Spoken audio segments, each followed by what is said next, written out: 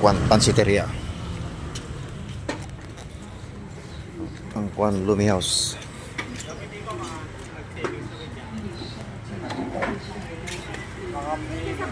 Ano? Sabaw?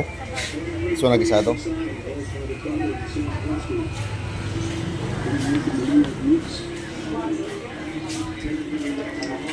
I think dalawang sabaw tsaka isang gisado.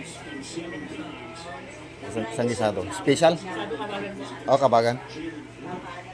Yung gisado regular lang, no? Tapos yung dalawang sabaw special.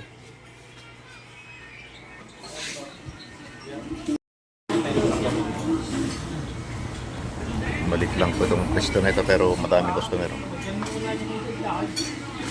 Hindi natin lalasapin ang masarap na sabaw ni Mang Angkwan habang inihintayan natin yung order.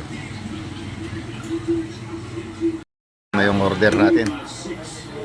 Dito lang sa Mang Angkwan siya, masarap ang sabaw.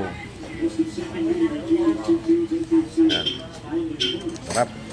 Kainan na tayo. Alam niyo mga karits, itong pwesto ng pansiteria na napakasarap ang sabaw. Pansit sabaw ang luto nila dito, masarap.